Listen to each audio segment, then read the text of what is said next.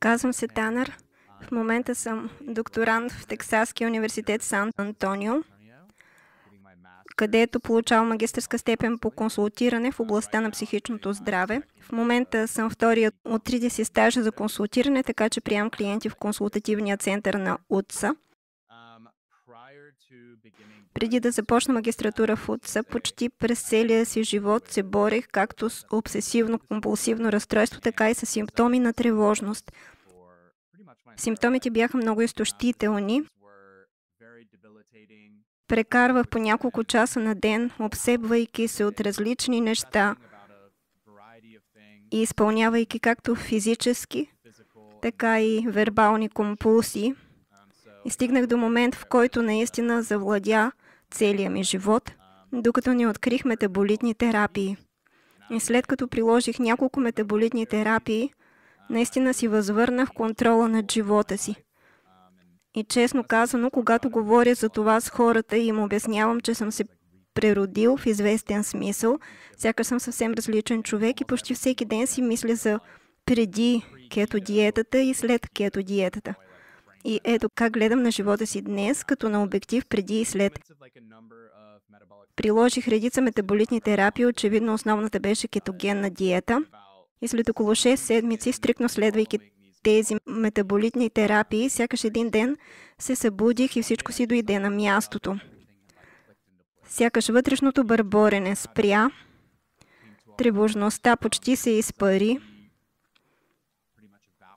съпротивлението на тези физически и словесни натрапчивости просто стана лесно, докато преди беше толкова трудно. Увереността ми скочи рязко, присъствието ми скочи рязко. Мисля, че до този момент наистина разбирах какво е да си в настоящето.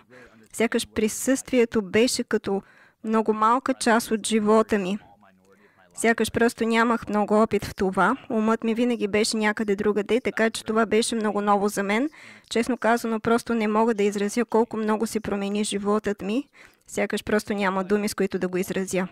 Мисля, че едно от предизвикателствата, вероятно най-голямото, беше кривата на обучение. Винаги казвам на хората, преди да се впусна в тази заешка дупка, че не знам разликата между калории и въглехидрат. Просто знаех, че и двете са свързани с храненето и започва с буквата си. Така че нямах никакви познания. За щастие бях в позиция, в която можех да си взема няколко месеца почивка от работа. Бях спестил доста пари, по същество бях получил висше образование, например в областта на кетогенната диета. Беше като работа на пълен работен ден за мен в продължение на няколко седмици, където всичко, което правих ден след ден, беше да уча всичко, което мога за кетогенната диета и всичко, което мога за други метаболитни терапии. И така осъзнавам, че това може да бъде истинско предизвикателство за хората. Просто има толкова много за учене. Мисля, че второто предизвикателство, с което се сблъсках по време на това пътуване, беше изненадващо колко неподкрепящи могат да бъдат някои хора, когато опитате нетрадиционен метод на лечение. Срещате се с много съмнения, което мога да разбера. Ако не сте запознати с кетогенната диета като медицинско лечение, мога да разбера защо бихте се съмнявали. Но също така и съпротива, като много осъждане. Нещо като динамика вътре в групата, вън от групата, където аз все още ям захар и ултрапреработени храни, а вие не, и следователно ме осъждате. Така че мисля, че много от конфликтите, с които се сблъсках с членове на семейството и връстници, беше предизвикателство. Но честно казано, просто си заслужаваше.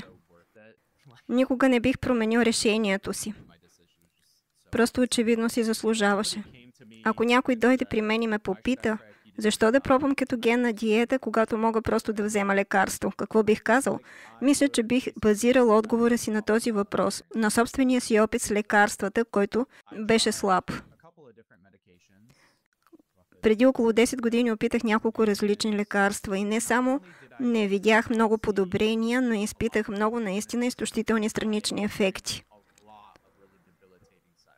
Първата пълномащабна паническа атака, която някога съм имал, беше веднага след като започнах да приемам лекарства. И тогава стигнах до момент, в който се страхувах твърде много да направя каквото и да било, за да напусна това състояние, защото се страхувах, че ще имам още паник атаки. а животът ми се въртеше около избягването на паникатаки. Очевидно, паникатаките са един от многото странични ефекти, които психиатричните лекарства могат да причинят. И ще призная, че познавам хора, които приемат психиатрични лекарства и имат голям успех с тях. Но поне от моя анекдотичен опит, този успех не е дълготраен. С кетогенната диета, може би, освен някаква диария, всъщност нямах никакви странични ефекти и успехът е дълготраен. Ще кажа, че съм от около 2 години насам и все още се чувствам толкова добре, колкото и в първия ден. И е много по-лесно, отколкото да приемам лекарство, предполагам.